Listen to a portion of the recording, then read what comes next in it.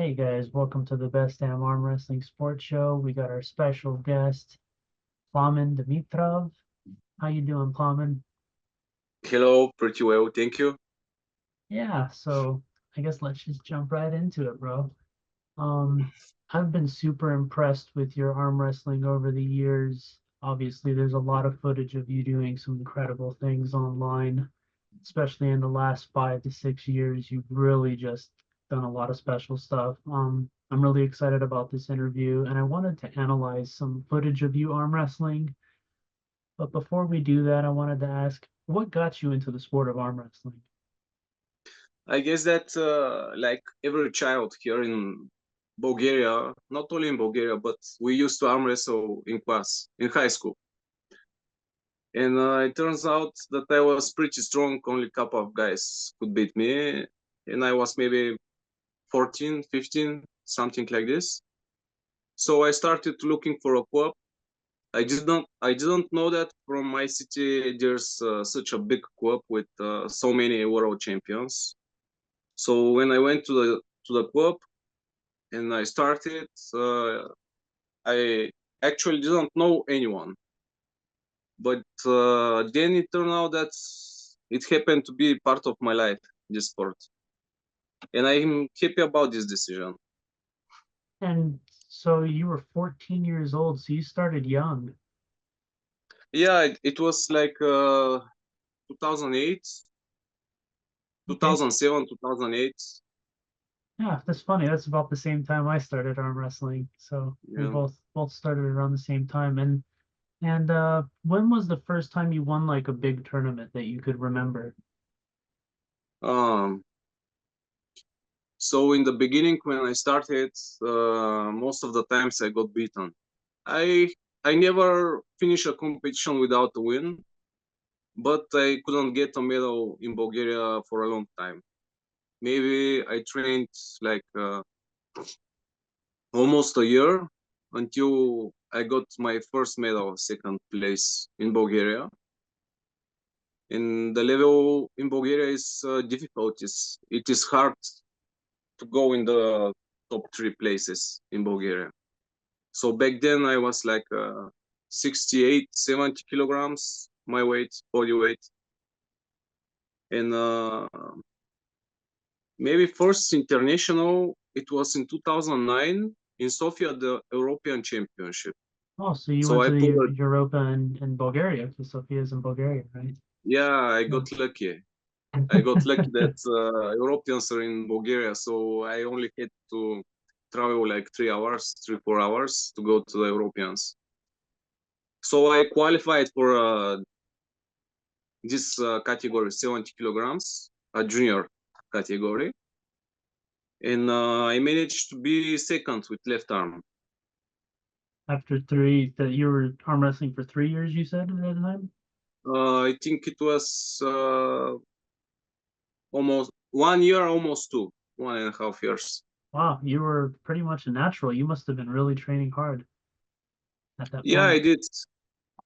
Yeah, it was, how to say, like a passion. It was very interesting for me. And how often do you train? Is it an everyday thing? Is it 3 times a week? Huh. It's almost every day. I And mean, then, in the beginning when I started, first I went in 2007 to check out the place, the gym, when I was junior. But then I missed the training, and I was embarrassed from myself, and I didn't go for 1 year. so, so when I went again in 2008, it was in March, and it was one guy with disabled guy. He have visual problems, and only by my voice he recognized me. And he Wow. said, "Weren't you here 1 year ago?" And I said, "Yes, I was." Why did you stop? I said, I missed 1, 2 trainings, and then I was too embarrassed. Hey, And he was like, "So you're gonna skip again and don't come for 1 more year?" And I said no. And then my biggest without training period was 2 days, only Saturday and Sunday. Every So you, day I went to the gym. now, when you first started, did you have a similar style where you pull slightly separated, or did you have a different style of pulling that you essentially became more of this style? So back then I was weak. I mean, I could do only two pull-ups, like every junior. Yeah, And there were a couple of guys that started to tell me things about the sports and told me that the top row is the most efficient and also intelligent way of competing, I agree. and that a lot of guys from Russia, Georgia, Turkey, Kazakhstan, they are super strong in hook. So I thought that this style is more efficient. Also, that it will keep me safe during the years, and it actually did. I, l- I saw a lot of competitors that like pull in hook or at press inside during the back, years. pec injuries, bicep Yes, injuries, yes. elbow injuries. Yep. So during the years, I watched them, and they changed their technique. So they could do this press, like this press, only for some period of time, like 2, 3, maximum 5 years. Mhm. After this, they changed a little bit, like more in hook. They start like more in hook, So they and they evolved. changed a lot. Now, what brought you to doing the particular technique that you do? Because it's very abstract. I've seen a few other guys. Kenny Hughes, I don't know if you know who he is. He's an American arm wrestler. He actually passed away. He was in the TV show Game of Arms. And he does a top roll similar to yours where the shoulder sits a little low, the arms essentially in this position, and you're dragging back. You put your foot on the opposite side of the table, but what led you to discover that technique? Is it something that was taught to you, or was it something that you just felt worked naturally for you? So actually, it was I was trying. I was watching videos of Tsvetan Gashevsky and Stoyan Gulemanov Mhm. during their good years, and I wanted to be athlete that can arm wrestle in hook, in the middle, and in top row. But I started because when I started to train three of those things, my body just couldn't recover. So then it was one decision I made that I would train only my strong parts, so my fingers and my top row. And while I was watching others and wanted to be like them, then my style appeared. And I put my leg on the opposite side of the table because I had like this herniatic disc problem. Uh, it appeared like in 2016.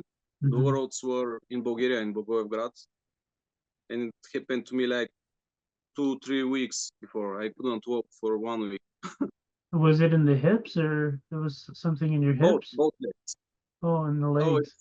it's on the spine. It's on the spine, but Yeah, it hit like both legs. It's herniatic disc problem. It's yeah, I yeah. mean, A herniated even disc in the regular people lower. have it. Yeah, so Yeah, so in the lower essentially back.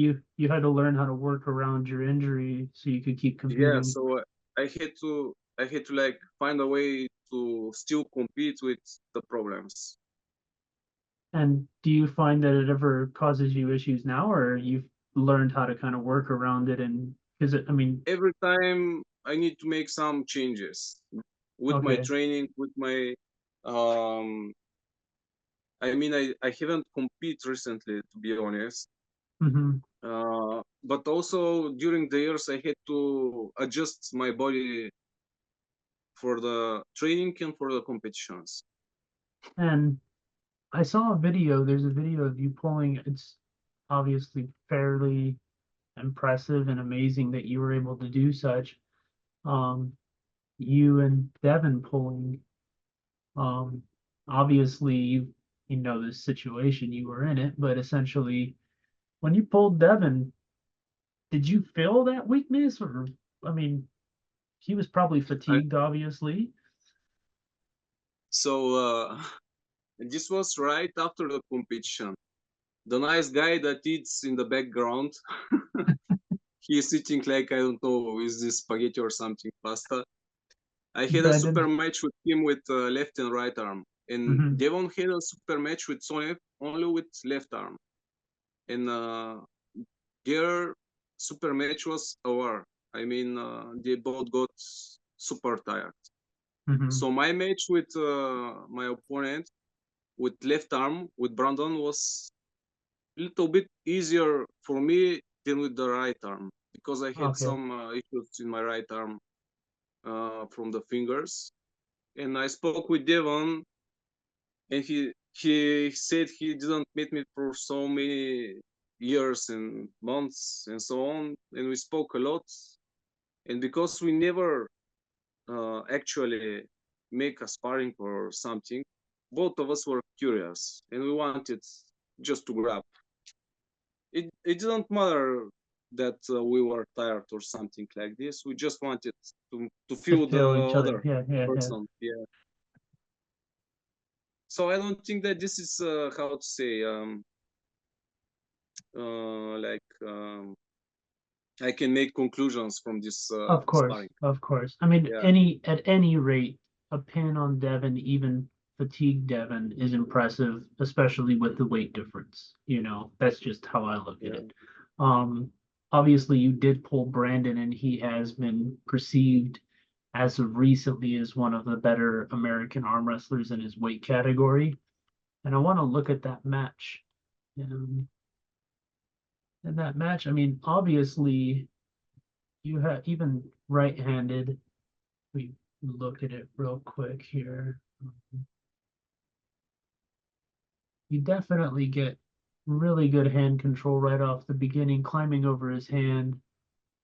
And I want Yeah, to I know. didn't want to get insides. I mean, look at his biceps. He looks massive and strong. Why do I want to do this? No, no, no. You definitely want to stay outside with Brandon. Yeah, Um, it's better. It's better if I go in top row. now, did you train for this match? Was it something that you knew of for a while, or was it something that it was a last second match that you guys put together? So they told me about this match. I had time Hmm. to be honest, but I had this problem with my right arm. I still have it. I am trying to fix it. It's from the putting pressure in the fingers. So Okay. it's right next to the pronator. So it's your ulnar, the ulnar nerve right in Yeah, here. yeah. So Hmm. I had this problem because I think my fingers are pretty strong, and now I need to fix it so I can do competitions like I used to do. But because I from 2 years I don't have competitions. I mean, this was like one and a half year ago. Yeah, this match. Yeah, So it was one and a half year years ago. ago, Now I will have another match in September. who are you pulling in September? Yeah, I still haven't announced it, but Oh, okay, okay, okay. Yeah, yeah. Sorry. Now the issue in your I mean elbow, those are, days it will be official for of sure. course, of course. And what are you doing to rehab your elbow right now? Are you doing like reverse outward rotation? Are you doing stretches? Is it like reverse wrist flexion? Like typically in, Yes, yeah, all of those things, and also I like a lot to swim in the sea. I love So swimming I too, think bro. swimming, yeah, swimming, I think is very good for us because Hmm. all we do is like curling exercises, almost no Right, full range pressing of ones. motion. Yep. No Yeah, pushing or, yep. I mean, I do when I train, I do full range of the motion of the exercise. I don't do like most of the Where it's arm just wrestle. I short, mean, motion. You're yeah, doing the most of full them range. Yeah. when I look, for example, if they do like forearm, they start like this position and they do only halves, only like this. And I make even my junior to make full range of motion. They start from here, even the fingers, they open a little bit, and they do full range of motion, and then come back as well to here. Also for the pull-ups, for each exercise. When I see them do halves, I make them do full range of motions. Now, It was the same for me. something I did see that was impressive because I've only been able to do one arm pull-ups with weight at one point in my life. And there was a point where I was doing it one arm isolation with a 45-pound plate and a one arm pull-up with a 25, which I saw you do it. How much did you weigh in this video? Because I weighed a lot less than you did. I mean, Um, I let me don't know see which real video quick. exactly, Let me pull it up real quick but because from so last time I was 85 was like oh, here I am around 90, 87, 88. yeah, I think I was like 55 kilos. But but That's crazy, man. I mean, the weight you're but this moving is is impressive. that was after my training. It was for the finish. Oh, so this is your burnout. This is the end of the training, Yes, yes, yes. pushing yourself 100. Okay. Yeah. And I wanted to squeeze myself as much as possible. how much weight do you have here on these wrist curls you were doing there? Over here, Yeah. this video, so the full weight of this exercise is around 46, 50, something like 50 kilos, but So about 100. it goes through, Is it it goes two over pulleys or is it a to, one pulley? Two pulleys? it's two Oh, it's pulleys, two yes, pulleys. Okay, so you divide it yes, in half. Okay, okay, yeah, okay. almost equal. And then this one, for example, where you're doing the inward rotation with side pressure and wrist flexion, that's a double pulley as well. That first one, that was double. This Yes, yes, that's it's also double. But we measured with real, uh, oh with the digital we, crane me- we, scale, we used a scale to measure the the real weight. the true weight. Okay, so you know Yeah. exactly what you're removing. Mm-hmm. Yeah. Because many people asked us and we didn't have an, an Oh, and answer. exact. Well, yeah, of course. When people see that, they're like, "Holy shit!" It looks crazy, you know. It's definitely a lot Yeah. of weight. Now, going on to some of your highlights. I mean, Raymond. I mean, some of these people that you're beating, they've obviously all grown substantially. And are you still around 85 kilos right now? What's your weight? Oh no, since 2021, I moved to 90 kilos. So you're at And nine. since then I'm 90 kilos. So you're staying at 90 kilos now. Yeah, I I'm the mean, same. So 10 years I competed at 85 uh-huh.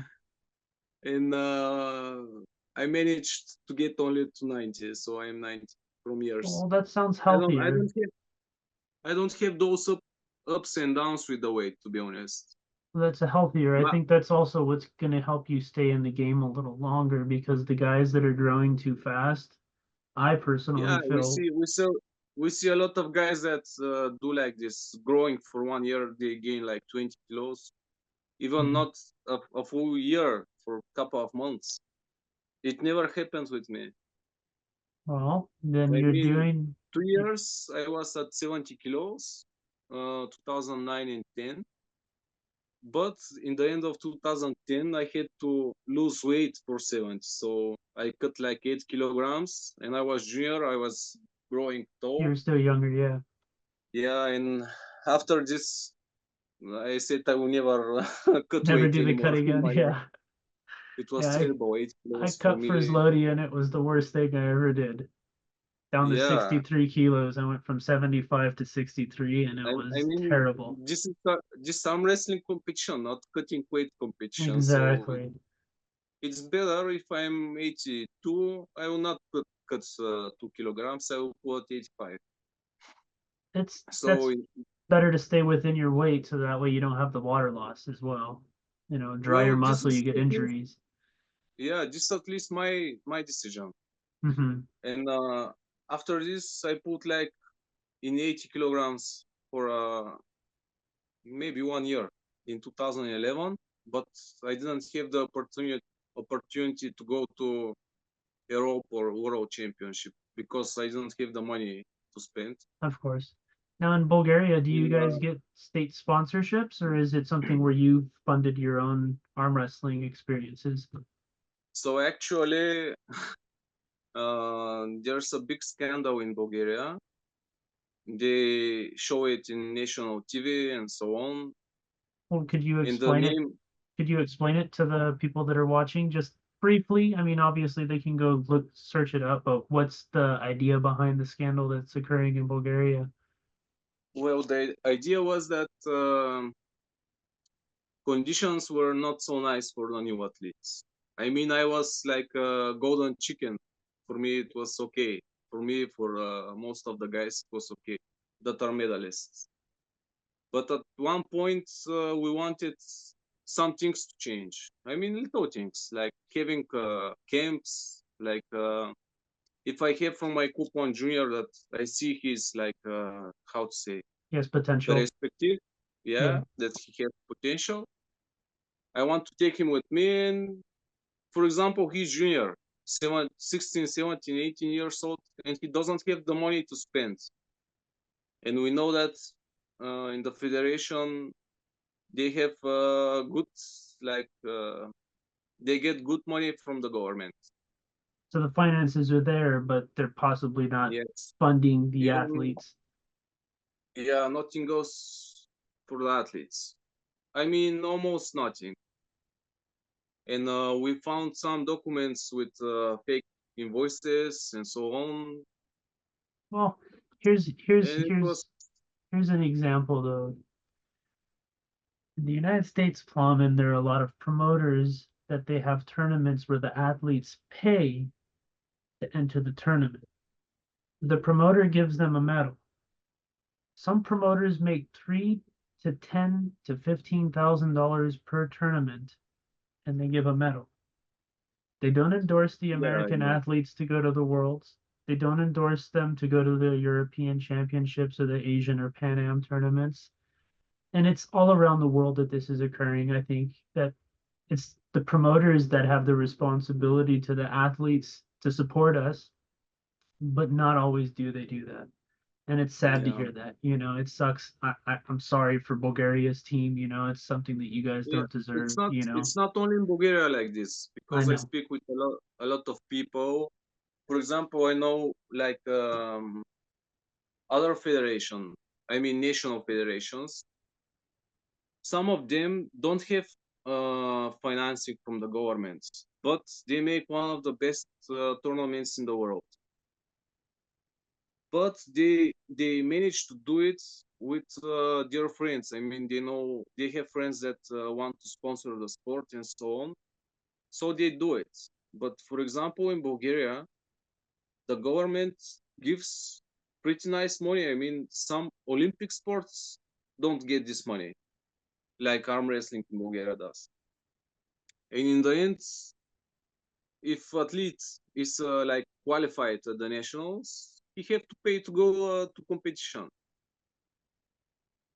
There are a lot of issues. I'm not sure if it's a good idea to speak about them or no. Don't put But any names out there. I'm pretty sure I know who you're talking about. yeah, for now I am banned from I, WAF. yeah. Yeah, because I'm part of my club. Because the club that I train in, Lokomotiv 96, the president is Tsvetan Gashevsky.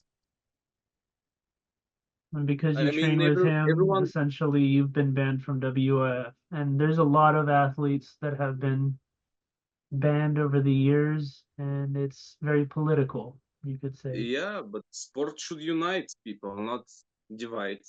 I In agree. last couple of years, it's only dividing.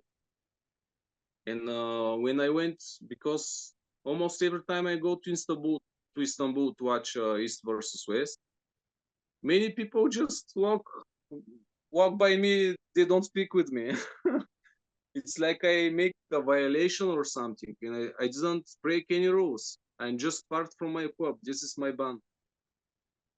Also, they're not speaking to you because they're afraid that even communicating with you would potentially get them banned, or that maybe they don't I share don't the know. same perspective I you don't do, know. or yeah, that sucks, man. I'm sorry to hear that, bro. I mean, you're totally a cool guy. I would have been like, fuck, Plamen, teach me something, bro. I don't know. I mean, I'm not in their heads. I don't know what they think. Yeah, yeah. So, but Now, there are people that got threatened that if they allow me to compete, they will ban whole federations. They invite me yeah, to competitions. I went. They got a phone call. If you let Plamen compete, I will ban the whole federation. It's crazy. yeah, and there's other stories just like that that I have from American athletes as well, and from other European athletes, and it seems to be becoming more common. And Yeah, it's a problem. it kind of reminds me, I'm going to tell you a story. And at the beginning of WAL, you've probably heard of, obviously, you've heard of Yeah, WAL. A lot of the athletes were already signed to contracts with the UAL. You remember Robert yeah, Drank, UAL. yeah, So yeah. I know. so there was one athlete, a really good friend of mine, who says that UAL won't let me compete at WAL without wearing a UAL t-shirt. Okay. So the people at WAL say we can't let him compete because we're not going to let you wear a UAL t-shirt. So I told him, put your t-shirt inside out. So it's just yellow with UAL on the inside. And he did it. He was wearing a UAL t-shirt. It wasn't showing UAL because it was inside out, but he got past. But then when he got done, there were problems, obviously, and sometimes you try and play with the rules and it doesn't work, and sometimes you work within the rules and it still doesn't work, and all I Yeah, can say is keep training, bro. You're an amazing athlete and nobody will ever take that away from you. And if I ever put on a badass tournament, which is very possible here in the next year, you'll be one of the first guys I invite out to the United States. That's just straight up. And that's there's nice. Yeah, there's a lot thank of you. talk of potential with WAL coming back. There's a lot of talk with big money coming into the sport outside of what's already currently recognized. So just keep training, I bro. mean, yeah, I am, but like right now, my main focus is to train very well my juniors. Also, I was considering of making a video. I will make some of them train in my program, so we can see if my program works with them. But it will take a little bit more time. I'm yeah. How But we'll many know if my program is good, how so many then I guys can share it. how many guys are you Oh, training right now? like my club, we are like around 40 guys, but And during daily trainings we are between 10 and 20 if we don't have any visitors. Pretty recently we make this sparring week camp, so I had people from France. They came over to us from France, from Holland, from a lot of places. They mhm. arrived. Even next week I will have guests from South Korea. So many people come to us for advices. We never we never told anyone no, you cannot come because we don't want to share or And something like that's why this. you're as good as you are, because you open the doors, and by opening the doors, Yeah, you the get to gym train with doors are, everybody. yeah, they are always open. No, They are always open, and we just share experience and we want to develop the sports.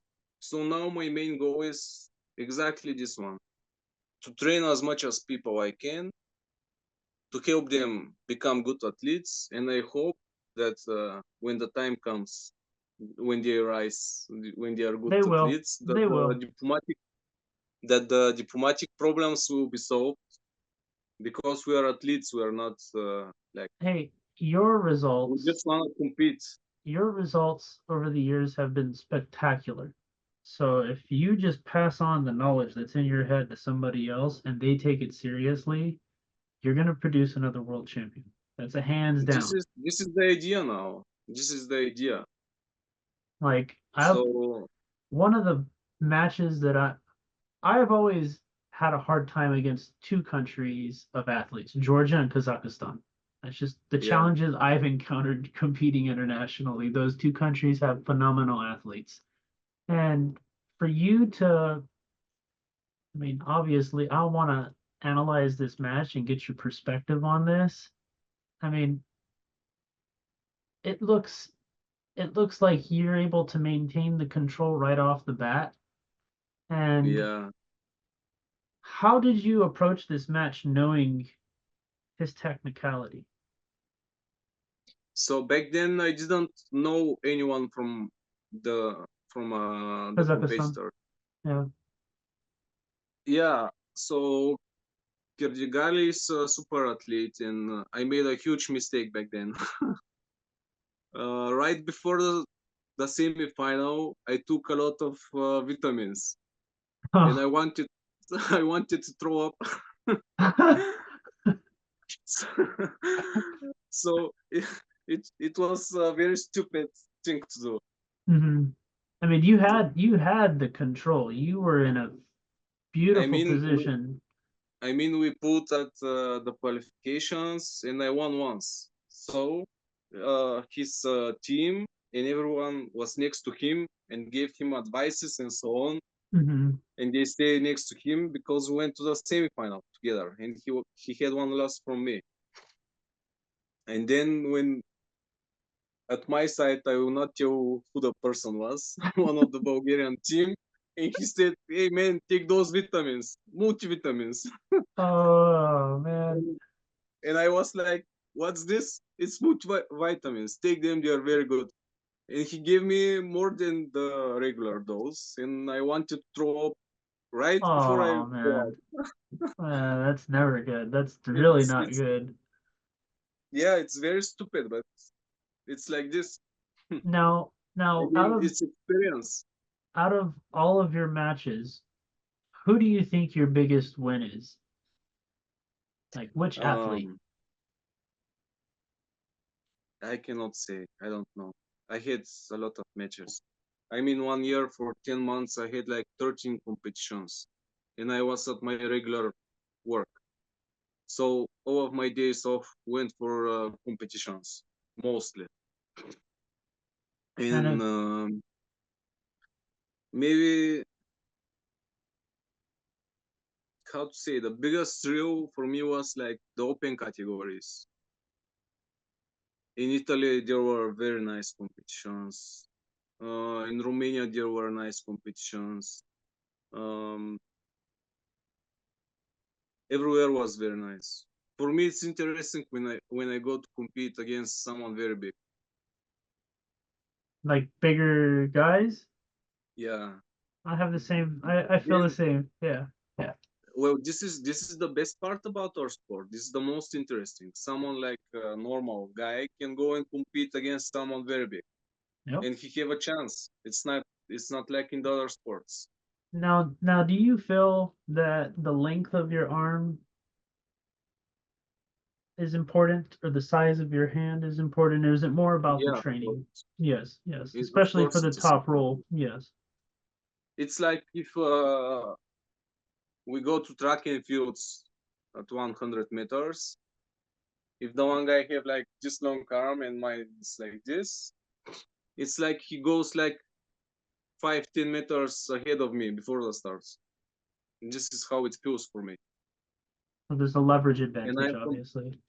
yeah, and I'm from the people with normal hands. I mean, it's even small. In my category, I have during the years I had the smallest paw and shortest fingers. So it was I had to catch up a lot with the other guys. Even the Georgians, their wrists are like this big, Thicker. huge Yeah. wrists. Yeah, very thick. And here it's also very wide with the Georgians. I mean, it's like this.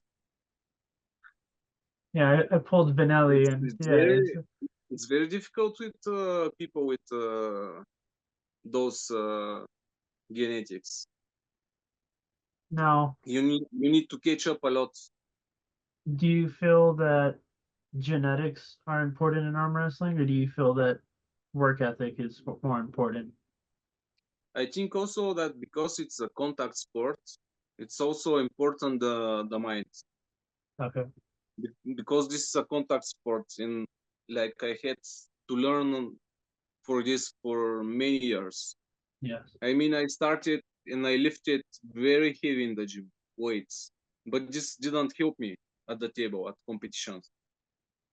Now, do you think the hand strength is important? Everything is important in our Yes. sports, but also how much you will give from yourself at the exact moment. The state of mind, essentially, having that Yeah, confidence in yourself and knowing what you're because capable of. right before the start, if you lose the concentration for 1 second, then it's over. I mean, our sport could be very fast. You can win for 1 second, you can lose for 1 second, and you have been training for years. It's like this. It's Or you could fly halfway around the world and get fouled out. yeah, yeah. It happened with me many times. It happened with me too. Mm, It's not fun. Good learning yeah. experience though.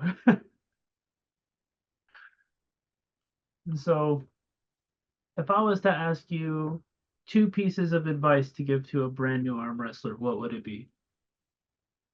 Uh, First one is that things in our sport happen very slowly. I mean, 2 years in arm wrestling is nothing. So most of the people that come, they're like impatient. They want to have good results in after 1 month. I mean, this is not a. It doesn't work like this. All the muscles here in the arm, it's so specific. Here you have so many bones until you get your tendons straight, stronger, and so on. You need a lot of time. And I've seen this in our gym. Many people come, they train couple of months, half a year, 1 year, and they're like, "Oh, I don't have any That's improvement. I'll give up." It just takes time. And the other one is like to go to as many competitions as possible. And this is my other advice because not at the competition, everything is different. It's not like a training. You need to adjust. You need to feel um, to start to feel the referees' commands, and I mean the whole day that you will experience during the competition. Before the start, you start to have adrenaline. You don't want to eat, but you have to eat. But what to drink? But how much? All those things don't happen at training because at training you're more like relaxed. relaxed, you know. You know your procedure during the training. It's 1 2 hours, and you can say, "Oh, I'm tired. I'll finish." At competition, it's not like this. You need to give maximum from yourself.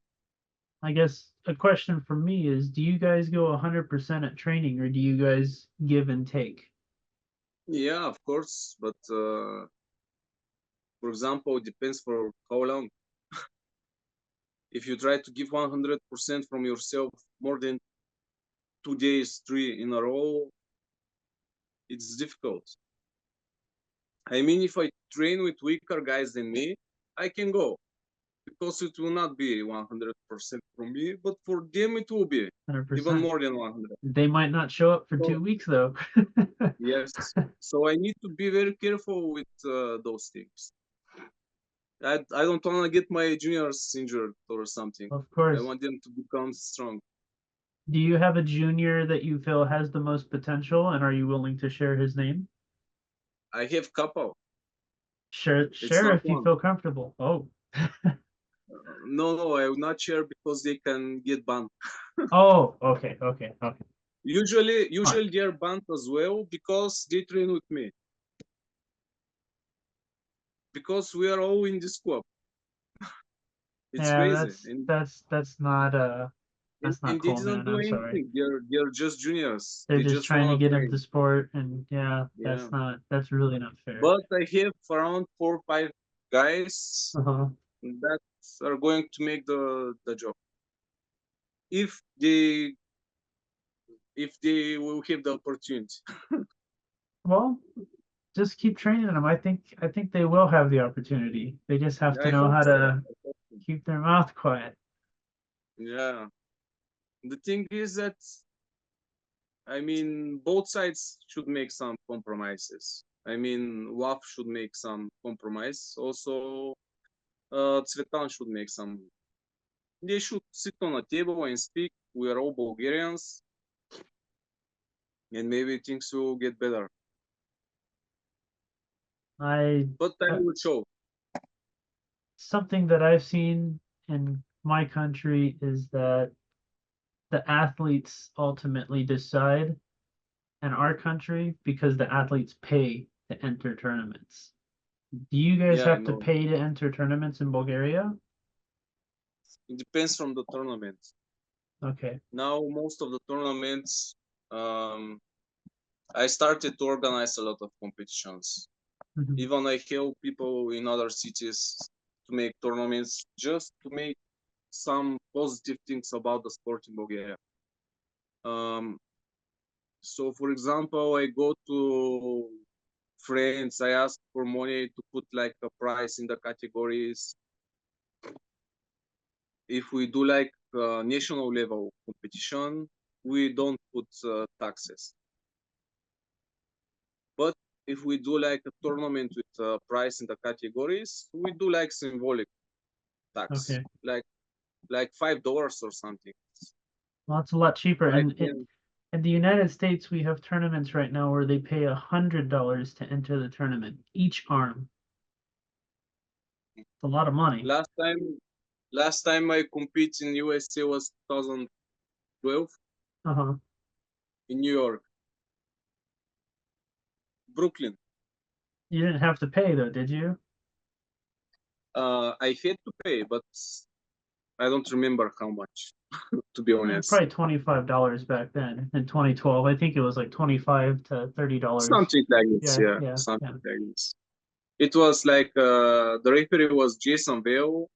I think he passed away. Yep. And this guy, for years, he flashed pins Svetan. He was so strong. Jason was a beast.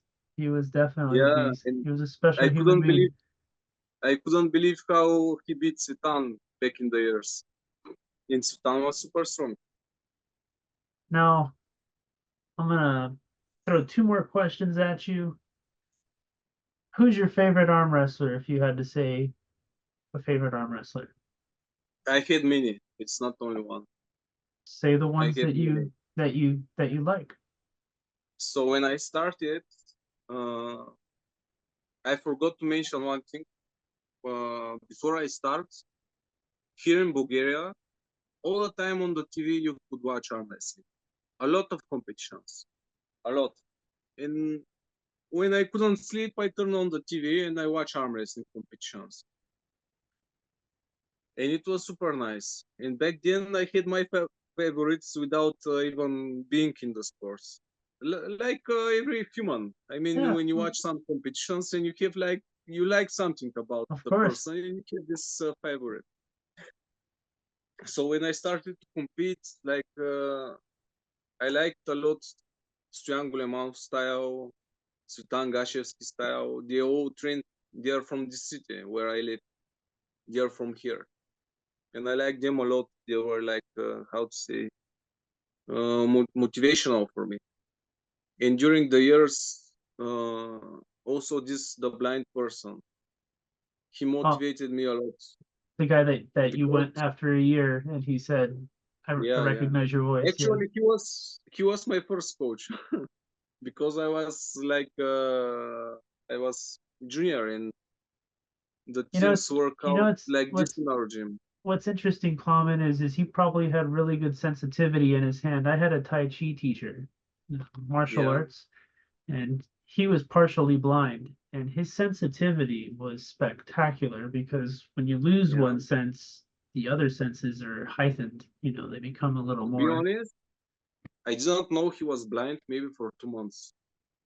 He knew everything in the gym, So he and was, he could look right into your eyes and speak with you. And I didn't know he's blind for maybe 2 or 3 months. I thought maybe he had some problems, but not like 90%. Wow. He That's, could, so he can see only dark and white, like when you're with your eyes closed. And he knew everything in the gym. He knew all the weights, the plates, how much they weigh. He touched everything, and he goes and he grab it like he knows he's there. The thing is there, like the dumbbell, the plate, the bar, whatever you can imagine. So it took me like 2 or 3 months to realize the person is yeah. actually a disabled person. And he trained me for 2 months or three or half a year. I don't remember anymore. Maybe no more than half a year. And this guy was like motivation for me because when I understood his story, I mean he's not like the best technical guy in the arm wrestling, but his how to say his dedication is very inspirational. Plus, he opened the door to you. He gave you the Yeah, opportunity to get in the yeah, sport. he did. That's a big. I was Alan Fisher's next door neighbor. That's how I got Yeah, in the sport. Yeah, Alan Fisher was my neighbor. that's I, very nice. yeah, it wasn't that bad. But Alan was super athlete.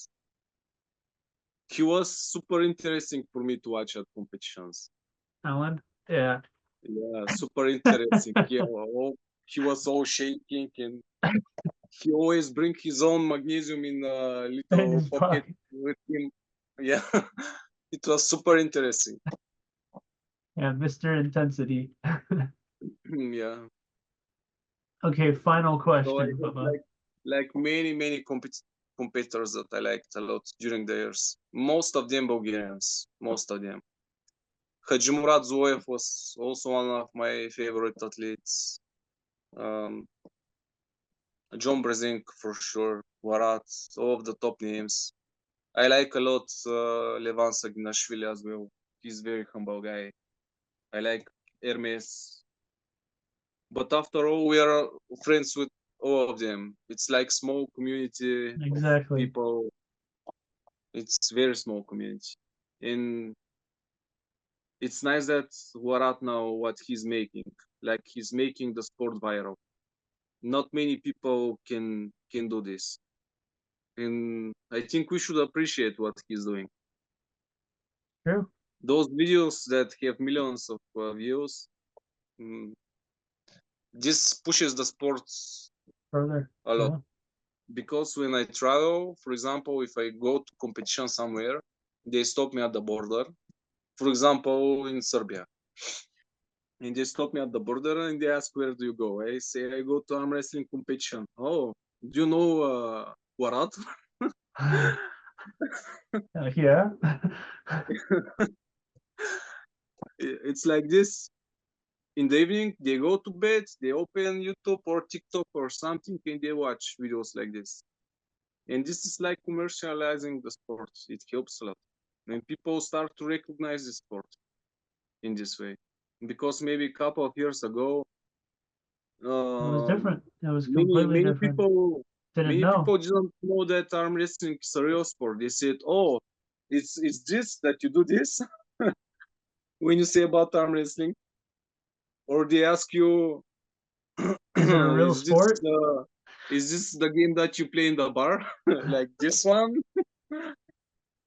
And now it's not like this. Now many people know that it's a Yeah. real sport. People, when I would arm wrestle with people that never arm wrestled, they would say you're cheating. You're using your body. Yeah, or You things know. like this. But it's normal. They are not into this in those how to say. They are not into the sport. They are like regular people. What do you think about the King's move? um, I don't know what to say to be honest. Yeah. For me personally, I don't like it a lot. It seems super dangerous. Um, they were a couple of my juniors like fooling around and making it a training, and I told them it's not a nice idea to make it. because the other guy he holds because he sees he's too open, and if he decides to press him, and he can finish with the sport. So there's the But potential of injury. Yeah. yeah, But do you like yeah. watching matches that go into the King's move? Like when To be Devin honest, uses it defensively, or I mean, obviously Michael if Todd it used the King's move for years, if it if it is for the show to make the rating of the sport higher, I don't care. I don't like it personally, but if it makes the rating of the sport higher, If I'm it okay makes the with it. match more entertaining for average Yeah, yeah. spectators, essentially, If yeah. if the format of the competition is like show, arm wrestling show or something like this, I'm okay with it. But if it's like A strict tournament with rigid world, rules, then it's a if different it's like a situation. world championship or a strict competition, maybe it's better to don't have it. I think everyone should, every organizer should make decision about this if you allow it or not. And then I guess one more question. What do you think about running fouls versus strict fouls? The same. If it's for the show, okay, but if it's a strict competition, I think it's important Do you think because, for athletes, example, there are different running fouls, and we see that not many referees are good enough to recognize which foul gives you advantage. For example, if I make a foul at the starting position and my elbow goes like this, you gain I height? gain this height, for example, and I gain a lot of power, and they can give me a running foul, and I can win this match. Mm, So if you're gaining this, position, obviously it shouldn't be allowed. But in the yeah, same sense, when you look at the strict rules, when an athlete's in a losing position and they're not past 45 degrees, they could always lift up their elbow and get a restart. yeah, So yeah, it's like there's this. that kind of like that balance of running Yeah, fouls can have issues, and even the strict rules, you can kind of play with the rules. So either way, athletes are going to learn how to work around the rules. the bad part is that I see a lot of times that athletes take advantage of this. I saw this at the last time at Worlds, at WAF Worlds.